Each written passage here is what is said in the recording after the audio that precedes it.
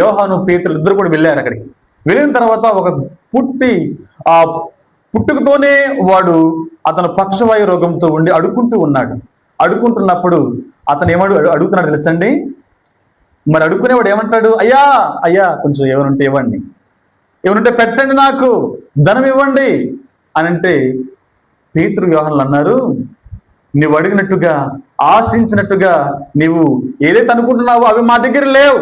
వెండి బంగారాలు మా దగ్గర లేవు, మాకు కలిగినదే మీకు ఇస్తున్నాం. ఏంటది? యేసు క్రీస్తు నామములో నీవు లే, నడు అన్నప్పుడు వాడు దిగ్గున లేచి ఏం చేశాడంట చెప్పండి? వాడు దిగ్గున లేచి ఏం చేశాడంట? నడుస్తూ వెళ్తున్నప్పుడు వాడిని చూసిన వారందరూ, ఒరే పుట్టు మరి కుంటోడు కదా వీడు, మన మధ్య నివసించాడు కదా, మన మధ్య ఉన్నాడు కదా, ఎప్పుడు వాడిని మోసుకుని పోయి మెట్ల మీద కూర్చోబెడతాం కదా, వీడికి స్వస్థ ఎట్లా వచ్చిందిరా అని అందరూ కూడా మాట్లాడుకుంటూ ఉన్నారు. మాట్లాడుకుంటున్నప్పుడు అందరూ ఆశ్చర్యపడుతున్నప్పుడు పేతురు అంటున్నాడు, ఇదిగో మీరు మాలో ఏదో ఆశ్చర్యకరం ఉందని, ఒక అద్భుతం చేసామని మమ్మల్ని చూడొద్దు. మీరు మా వైపు ఎందుకు చూస్తున్నారు? మా ఎందుకు వెంటబడుతున్నారు? మా వెంట పట్టడం కాదు కానీ, ఇదిగో మీరు యేసును చంపారు కదా, సిలువ వేసి చంపారు కదా, ఆ నామంలోనే ఇతనికి ఏమొచ్చిందంట? స్వస్థత వచ్చింది. ఆ నామంలోనే మేము స్వస్థపరిచాం, అంతేగాని మా వల్ల ఏం కాదు. మీరు చంపినటువంటి యేసే ఇతనిని స్వస్థపరిచాడు. అందుకని ఏం జరిగిందంట అని అంటే అక్కడ మరి మేము ఏం చేయాలి? ఎవరంటే వాళ్ళు ఆశ్చర్యపడింది, యేసు క్రీస్తును సిలువేసి కొరడాలతో కొట్టిన వారు, దూషించిన వారు ఆశ్చర్యపడతా ఉంటే చెప్తున్నాడు అన్నమాట. మరి మేమేం చేయాలయ్యా? అపోస్తుల కార్యం 2:38 మేమేం చేయాలి? ఏం చేయాలంటే అపోస్తులైన పేతురు తెలియజేస్తూ ఉన్నాడు, మీరు ప్రతి ఒక్కరు కూడా పాప క్షమాపణ నిమిత్తము యేసయ్యను సిలువేశారు కదా, ఆ పాపాలు మా మీద మా కుటుంబాల మీద ఉండాలని అన్నారు కదా, మీలో పాపం నిలిచింది కదా, శాపగ్రస్తమైన జీవితం ఉంది కదా, ఆ పాపం పోవాలి అంటే ఆ పాప క్షమాపణ నిమిత్తం మీరు ఏం చేస్తారో తెలుసా? ప్రభువైన యేసు క్రీస్తు నామములో ఏం చేయాలంట? ఏం చేయాలి? బాప్తిజము పొందుడి. అప్పుడు దేవుడు మీకు పరిశుద్ధాత్మనే వరాన్ని ఇస్తాడు. మీరు యేసు ప్రభువును శిక్షించారు, ఆ పాపం ఇంకా నిలిచి ఉంది, దేవదేవుణ్ణి చంపారు కాబట్టి మీరు ఆయన నామంలోనే బాప్తిజం పొందాలి, ఆయననే ఒప్పుకోవాలి. ఒప్పుకున్నప్పుడు మీకు పాప క్షమాపణ ఉంది, లేకపోతే లేదు. మేము స్వస్థపరిచామని చెప్పేసి మీరెందుకు మా వెంటబడుతున్నారు? మేము దేవతలం కాదు, లేకపోతే పైనుంచి దిగరాలేదు, మేము మీలాంటి వారమే, కేవలం ప్రభువుని అనుసరిస్తున్నాం కాబట్టి దేవుడే దిగి వచ్చి ఈ అద్భుతం చేసినాడు. మీరు నమ్మాల్సింది ఎవరిని? ప్రభు అయిన యేసుక్రీస్తు అన్నప్పుడు అక్కడ 3,000 మంది బాప్తిజం పొందారంట ఒక క్షణంలోనే. ఒక్క రోజులోనే ఎంతమంది అంట? అక్కడ స్టార్ట్ అయింది సంఘం, అక్కడ ప్రారంభించబడిన సంఘం. ఆ సంఘం ప్రారంభించబడినప్పుడు జాగ్రత్తగా ఆలకించండి.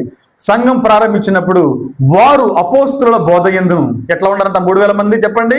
అపోస్తుల బోధ యందును, రొట్టె విరుచుట యందును, సహవాసమందును, అనునిత్యం ప్రతి ఇంటిలో కూడా ఆ రోజుల్లో పెద్ద మందిరాలు లేవు, ఆ ఇల్లే మందిరం. ఆ గ్రామంలో ఒక విశ్వాసం ఉందనుకోండి, ఆ ఇల్లే ఒక మందిరముగా మార్చబడింది. ప్రతి ఇంటింటా రొట్టె విరుచుచు ప్రభు యొక్క కృపకు పాత్రులే వారు జీవించారని దేవుని వాక్యం.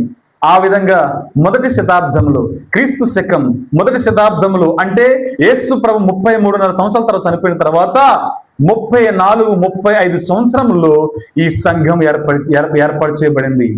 ఆ రోజుల్లో చరిత్రగా తెలియజేస్తా, జాగ్రత్తగా ఆలకించండి. మనం కూడా ప్రభు యేసుక్రీస్తు నామములో బాప్తిజం పొందాం. మొదటి శతాబ్దం, 2వ శతాబ్దంలో కూడా ప్రభుని యేసుక్రీస్తు నామంలోనే బాప్తిజం ఇచ్చేవారు. చాలా మంది గట్టిగా దృఢంగా చెప్పేవాళ్ళు, చాలా ఇదిగా ప్రకటించేవాళ్ళు యేసు గురించి. ఆ నామంలోనే బాప్తిజం పొందేవారు. కాలక్రమేణా వాక్యాన్ని వక్రీకరించారు. ఈ సంఘములో ప్రతి ఇల్లు ఒక సంఘముగా, ఆ రోజున అకుల ప్రిస్కిల్ అనేవారు, వారి ఇంటే ఒక సంఘం ఏర్పడింది. చూడండి, మన పరిచర్యలో కూడా మొట్టమొదటి సంఘాలు, ఒక మందిరం రాదు, ఏదో ఒక ఇంటిలో పెడతాం. అక్కడ సంఘం వృద్ధి చెందిన తర్వాత, వారు దీవించబడిన తర్వాత, వారి యొక్క ప్రేరేపణ బట్టి, వారు ఆశీర్వించబడిన దాన్ని బట్టి అక్కడ మందిరము ఏర్పాటు చేయబడుతుంది. మన పరిచర్యలు మీరు చూస్తూ ఉన్నారు. ఆ రోజుల్లో కూడా వారు దీవించబడిన కొలది మందిరాలు కట్టబడినాయి. ఆ చోట మందిరం లేని చోట ప్రతి ఇంటింట ఆరాధనలు జరిగేవి. దేవుని వాక్యం అది. అయితే మొదటి 2 శతాబ్దాల్లో సంఘము దేవుని కృపకు పాత్రులై ఎంతో దీవించబడింది. దేవుడు గొప్ప కార్యాలు, ఆశ్చర్యాలు జరిగిస్తూ ఉండేవాడు. తర్వాత ఆ రోజుల్లో రోమన్ సామ్రాజ్యం పరిపాలించేది. సంఘమంతా కూడా కాన్స్టాంటినోపిల్ అంటారు. సంఘమంతా ఎవరి ఆధీనంలో వెళ్ళిపోయింది తెలుసా? రోమన్స్ యొక్క ఆధీనంలోకి వెళ్ళిపోయిందమ్మా. చెప్పండి, ఎవరి ఆధీనంలోకి వెళ్ళిపోయింది? దాన్ని రోమన్స్ అంటారు. ఆర్సియన్ ఆధీనంలోకి వెళ్ళిపోయింది సంఘం వారి ఆధీనంలో వెళ్ళిపోయిన తర్వాత సంఘములోకి చీకటి ప్రవేశించింది. నేను ఇందాక ఏం చెప్పాను? చంద్రబింబం అంతా అందము కలదై ప్రకాశిస్తూ. ఇంకో విషయం చెప్పాలి మీకు అమ్మ, జాగ్రత్త చూడండి ఒకసారి. చంద్రునికి స్వయం ప్రకాశ శక్తి లేదు. చంద్రుడికి మనకు వస్తూ ఉంటాడు కదా, పౌర్ణమి నాడు కనిపిస్తూ ఉంటాడు కదా, స్వయం ప్రకాశం తను వెలుగు రాదు.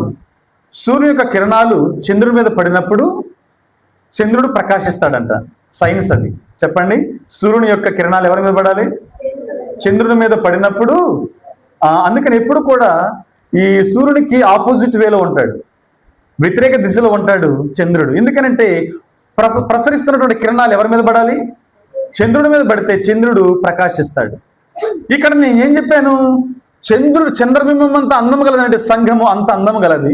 మరి ప్రకాశించాలి అంటే ఎవరి కిరణాలు పడాలి? నీతి సూర్యుడైన యేసయ్య కిరణాలు సంఘం మీద పడినప్పుడు సంఘం ఎలా ఉంటుంది తెలుసా? చంద్రబింబం లాగా వెలుగుతుంది. దేవుని స్తోత్రం చెప్పండి. హల్లెలూయా.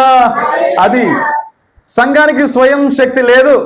చంద్రుడిలాగే ఒక గుర్తు పెట్టాడు సంఘానికి, చంద్రుడికి ఒక గుర్తు ఏంటనంటే సంఘం వర్ధిల్లాలి అని అంటే, సంఘం అభివృద్ధి చెందాలి అంటే, సంఘం ద్వారా గొప్ప మహిమకరమైన కార్యాలు జరగాలంటే ఎవరి కిరణాలు పడాలి? యేసయ్య యొక్క మహిమ కిరణాలు. యేసుతో సంబంధం ఉన్నప్పుడు, క్రీస్తుతో సంబంధం ఉన్నప్పుడు మనము కూడా ప్రకాశిస్తాం. అంతేనా? లేకపోతే ప్రకాశిస్తామా? దేవునితో సంబంధం లేకపోతే ప్రకాశం లేదు, వెలుగు లేదు, చీకటే. ఆ రోజుల్లో కూడా దేవునితో సంబంధం ఉన్నప్పుడు గొప్ప కార్యాలు, మహిమ కార్యాలు చూసారా ప్రజలు? సంఘం చూసింది. కానీ ఎప్పుడైతే ఈ క్యాథలిక్ ప్రవేశించిందో వాళ్ళేమన్నారు? బాప్తిజం అవసరం లేదన్నారు. వాళ్ళు యేసుక్రీస్తు నామములో బాప్తిజం లేదు, అవసరం లేదు, చిలకరింపు చాలు, జలితే చాలన్నారు. తర్వాత వాళ్ళేమన్నారు తెలుసా? ఇంకేమన్నా తెలుసా? దేవుని సన్నిధికి వచ్చి మోకరించి ప్రార్థన చేయొద్దన్నారు వాళ్ళు. దేవునికి మనుషులకు మధ్యవర్తి ఎవరు? క్రీస్తు యేసు నరుడు. యేసు ప్రభుతో సంబంధం లేదన్నారు. మీరు వచ్చేసి మాకు చెవిలో చెప్తే చాలన్నారు. అక్కడ భయంకరమైన పని చేయటం, చెవిలో చెప్తే సరిపోతుంది అన్నారు.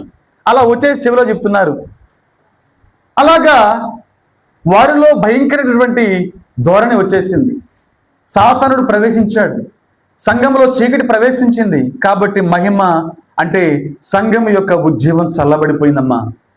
చల్లబడిపోయిన తర్వాత మరి ఏం చేయాలి చెప్పండి? ఏం చేయాలి? అంతేకాకుండా వాళ్ళు ఏమంటున్నారు? పాప పరిహార పత్రికలు పంచారు వాళ్ళు. ఏ పత్రికలు అవి? పాప పరిహార పత్రికలు పంచారు. దాంట్లో ఏమన్నా తెలుసా?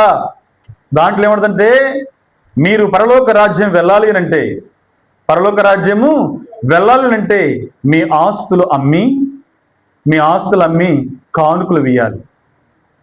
మీరు టింగమని ఆ బాక్సులో కానుక వేయటంగానే నరకంలో ఉన్నటువంటి ఆ వ్యక్తి టింగమని పరలోకానికి ఎగిరిపోతాడు.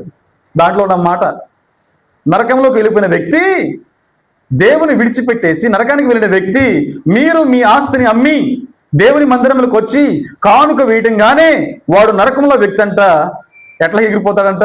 టింగమని చెప్పేసి టింగమని వేస్తే టింగమని ఎగిరిపోతాడు. ఎక్కడికి? పరలోకంలోనికి. అది రాశారు పాప పరిహార పత్రికల్లో. ప్రతి సంఘములో అది పంచారు. దేశవ్యాప్తంగా, ప్రపంచవ్యాప్తంగా పంచారు పాప పరిహార పత్రాలు. ఇది సాధ్యమా? ప్రభు ఏమన్నాడు?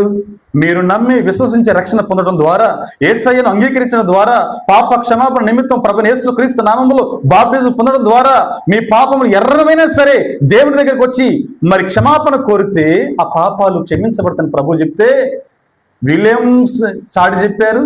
వీరేం తెలియజేశారమ్మా? ఆస్తి అమ్మి తీసుకొచ్చి కానుకలు వేస్తారంట, పరలోకం పోతారట. చూడండి, దేవుని పరిశుద్ధ గ్రంథానికి, దేవుని ధర్మశాస్త్రానికి విరుద్ధంగా వీరు చాలా విరుద్ధంగా పోరాడారు రోమన్ కథోలిక సంఘం. ప్రజలందరూ, సంఘమంతా కూడా చీకటిలో ఉంటూ ఉన్నప్పుడు అక్కడ దేవుడు ఒక వ్యక్తిని నిలబెట్టినాడు, ఒక వ్యక్తిని లేపాడు. అతని పేరే మార్టిన్ లూథర్. చెప్పండి, అతని పేరు చెప్పండి. Martin Luther.